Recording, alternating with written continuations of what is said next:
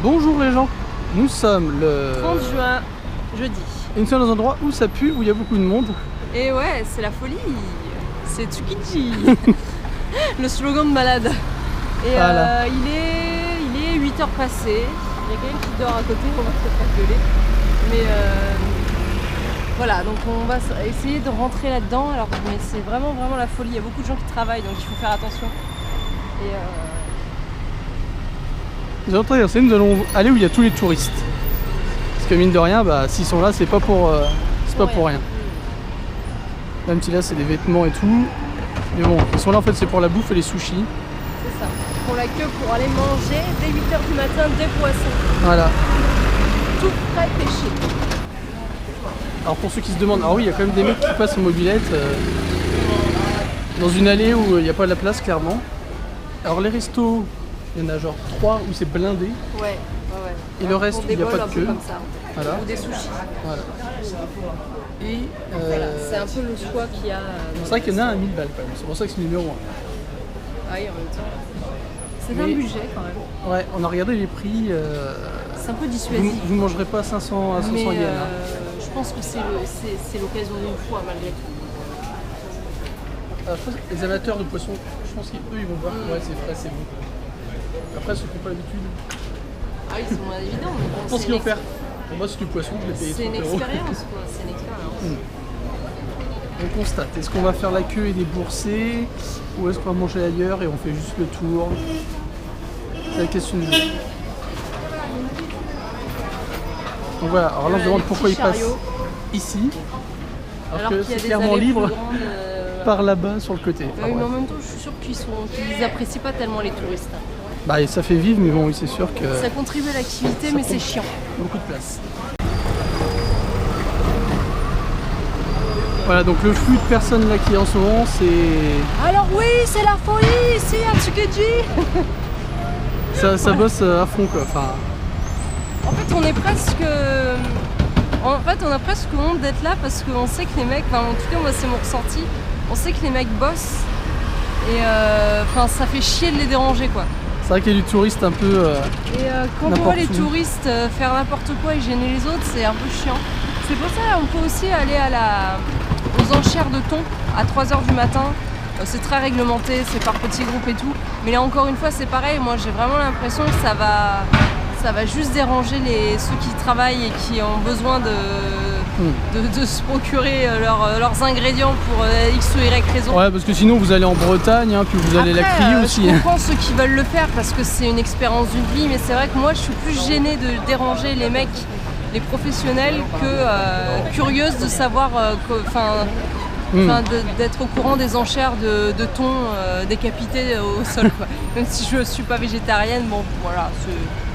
Et puis bon, faut dire à 3h du matin, ça veut dire que faut se lever tôt quoi. Ah, faut pas se coucher. Ou faut pas se coucher. Donc non. On préfère venir plus là où c'est un peu plus open quand même. Voir où ça bosse. Ou quand tu fais pas gaffe, tu peux te faire écraser par un chariot élévateur. Mais alors du coup, là on a le marché à proprement parler. Mais dans le quartier en fait, il y a beaucoup de boutiques. On va voir ça après. Enfin, d'étals de boutiques, non, d'étals. Ouais. Avec les produits de la mer, légumes et tout ça. Donc on va aller faire un tour là-bas aussi. Voilà, on voulait montrer à quel point ça bougeait, c'était vivant. Même à je sais pas quelle heure, 9h. 8h30 là. À 8h30. Mais bon, ce milieu on va essayer de manger du poisson quand même, histoire de... ce serait pas mal, oui. Voilà. Allez, on y va.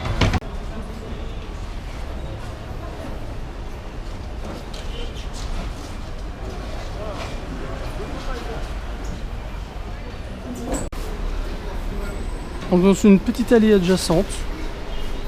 Voilà, comme quoi il n'y a pas que du poisson, il faut bien les choses pour l'accompagner aussi. Il y a du sopalin. Donc là en fait c'est... Ils vendent pas mal de produits aussi de cuisine. Par exemple il y a les couteaux à gauche.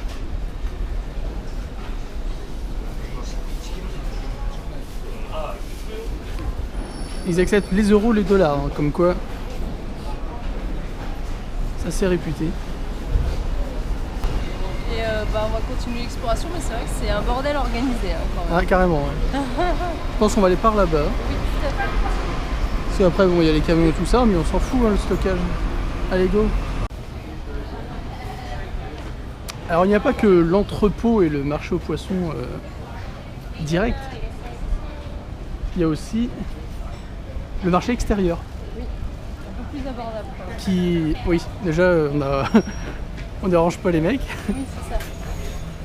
Puis là, bon, ça fait un peu plus marché comme on connaît par chez nous, j'ai envie de dire. Bien sûr, moult trucs de poissons, forcément produits de la mer. On les prix par contre On baissait par rapport à tout à l'heure. on baissait, mais c'est... Ah si, il y a toujours des trucs à 900, ça va.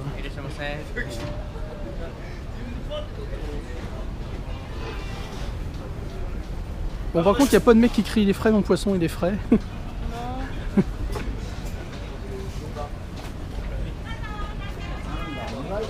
quand même des messages en anglais pour... Ouais, pour dire vous bouffez pas ici, vous restez pas collés comme des rats.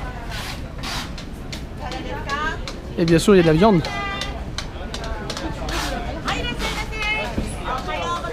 En même temps, c'est comme ça qu'ils se démarquent. Il y a de la cerise à chair. Moi,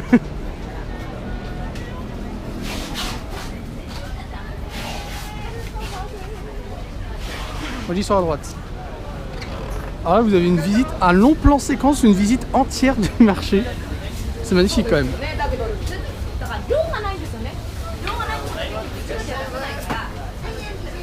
Du thé vert. Pour à gauche, il y a des morceaux de viande, je vous dis pas. Ça donne bien envie. Ah, c'est fou, on sait plus regarder en fait.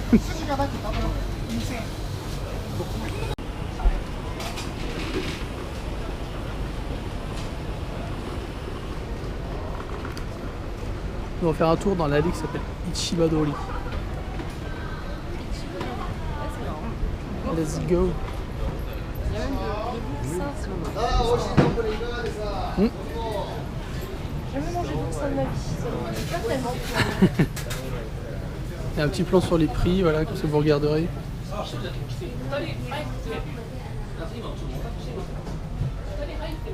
Alors le truc c'est que vu que c'est, voilà, ça paye le poisson frais, bah, les prix c'est pareil. Bon voilà, on a finalement pu se poser et on s'est pris un petit resto sympa, un peu plus calme que le reste des autres parce que il est excentré donc c'est plutôt pas mal. Et on s'est commandé deux petits bols, il est genre 9h du matin. Mais quand même, c'est notre petit déjeuner. Il y en a beaucoup qui mangent. Enfin moi ce sera petit déjeuner et dîner, bah oui parce que je travaille donc je mangerai pas. Ouais. Mais en tout cas ça a l'air bon. Donc voilà, un bol assez complet, plein de choses. Du thon, du poisson blanc, du saumon, de la... Crevette du crabe, il me semble. Ouais, de la crevette du crabe, du poulpe. Voilà, donc ça paraît toi c'est plutôt... Le petit thé infusé bien sûr. Oui voilà. Toi, moi je suis pris un thon. classique thon, voilà. Il y a plusieurs sortes de thon, mais ça va être sympa. Donc on va manger. Puis je pense que ça va clôturer notre sortie, ou on va peut-être traîner un petit peu à côté, mais à mon avis on va s'arrêter là-dessus. Le poisson est super. Alors, concluons peut-être sur Tsukiji. Qu'est-ce qu'on en retient? Qu'il y a beaucoup de monde. Que quand on va voir le marché, on a l'impression de faire chier tous ceux qui bossent. C'est vrai que c'est très... Moi j'ai été très gênée en fait d'être sur ce marché parce que j'aime vraiment l'impression de déranger ceux qui bossaient. Bon après voilà, je suis un peu timide sur ces trucs-là. Oui, très. Mais du coup, ouais, c'est vrai que c'est particulier. J'ai apprécié, mais pas totalement. Voilà. Mais c'est une expérience à faire, puisqu'en plus Tsukiji va fermer bientôt. Et on ne sait pas dans quelle mesure ça sera ouvert au public. Ce ne sera pas complètement fermé, mais on ne sait pas dans quelle mesure ce sera ouvert. Donc, voilà. Et donc là, on va essayer. Comment dire? Je disais, le marché extérieur, en fait, il y a quand même pas mal de monde. Ça, en fait, ça ressemble plus à un marché à l'occidental qu'on a l'habitude de voir, donc c'est sympa. Alors, vous nous direz, c'est peut-être la mairie, ou enfin, c'est peut-être un bâtiment municipal. Eh bien, pas du tout, puisque c'est un temple bouddhiste. Voilà, donc assez étonnant comme architecture pour un temple bouddhiste. Donc, c'est le temple qui est juste à côté du marché Tsukiji. Et voilà, donc c'est assez... ça fait très bloc par rapport au temple habituel qu'on peut remarquer dans certains quartiers et dans certaines villes du Japon. Voilà, donc après l'intérieur, on ne sait pas ce que ça donne, mais de toute façon, on n'aura pas l'occasion de filmer, je suppose, comme d'habitude. Donc voilà, je vous montre quand même l'extérieur. Je sais pas, qu'est-ce que t'en penses? Tu préfères les trucs plus classiques, non? Ouais. Parce que moi, oui. Dans les décos, on voit qu'il y a des thèmes un peu voilà, bouddhistes, mais dans les sculptures... Il y a un petit peu d'européen quand même, hein, dans la pierre, dans les... T'as aussi les colonnes un peu à la grecque, comme les champignons, bref. Puis il y a aussi une corvette sur le parking parce que c'est bouddhiste. Et il y a aussi une corvette par là, mais vous la verrez que de loin. Voilà, donc après c'est une très grande place, voilà. C'est très vide, c'est très bizarre. Mais bon, c'est peut-être un petit monument à voir si vous traînez autour du marché de Tsukiji et que vous pensez avoir quasiment tout vu, quoi.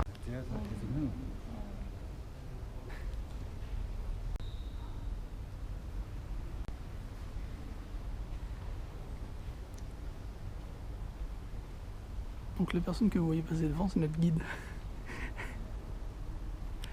Parce qu'ils ont, je pense que je sais pas si c'est des bénévoles ou des trucs comme ça, mais... Mais ils ont l'air très passionnés par leur... Ouais.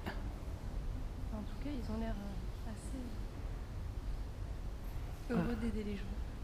Ils ont vraiment envie de faire découvrir la culture bouddhiste, en fait. C'est assez particulier, parce qu'en général, quand tu rentres dans des temples bouddhistes... Enfin, déjà, t'as pas le droit de filmer. Ensuite, personne ne vient te parler spontanément. Et là, on nous fait déjà une visite guidée. On nous dit, allez, prenez en photo, prenez en photo et tout. Et après, les mecs, ils te disent, alors ça, c'est ça, on t'explique bien en anglais et tout. Et les mecs parlent anglais. Ouais, le vieux monsieur parle anglais. Non, mais ils sont tous à peu près âgés, mais ils parlent anglais. C'est vrai. C'est assez incroyable. C'est tout à fait différent de ce qu'on peut voir dans tous les autres temples bouddhistes, en fait. Et alors, ça donnait un petit marque-page. Un petit souvenir, voilà. Et il y a des guides dans toutes les langues, parce qu'on a récupéré un guide en français. Apparemment, t'en as un par mois, parce que il y a ouais, juin 2016. Donc si tu veux différentes images, et ben, tu reviens tous les mois. Et tu as aussi Il y a le guide avec l'histoire. En français, s'il vous plaît. Ils ont fait ça bien quand même. Ouais, et c'est pas un petit temple, hein, c'est un des plus gros temples de bouddhistes du Kanto. Enfin, je crois que c'est le premier temple bouddhiste du Kanto. De la région de Tokyo, ouais. Qui a été détruit, tu disais, détruit, à la base, quand il était à Sakusa par un séisme, c'est ça? L'incendie, grave incendie, puis après il a été reconstruit, il a été déplacé. Et donc là, voilà. Tu as des gens qui dorment. Oui. Enfin, on va être gentil, on va dire qu'ils méditent. Et là devant, il y a le phénix qui renaît de ses cendres. Et puis tout à l'heure, c'était le dragon, mais ça vous l'avez vu. Voilà. Et donc c'est le Bouddha Amida ici.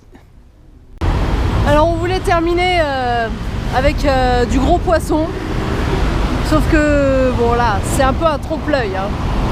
Alors on sait pas pourquoi, parce que c'est un hôtel en fait, et ça doit être juste parce que c'est la thématique Tsukiji. Donc voilà, un gros poisson en plein milieu de la façade, c'est pas mal. Donc pardon pour le bruit, il y a la route juste en face en fait, voilà. C'est pas très pratique, mais bon, on voulait vous montrer ça. Et puis, qu'est-ce qu'on dit? Moi, je voulais rajouter, alors là, il y en a qui vont sûrement nous dire, oui, mais on n'a pas vu de gros poissons dans la glace, comment ça se fait?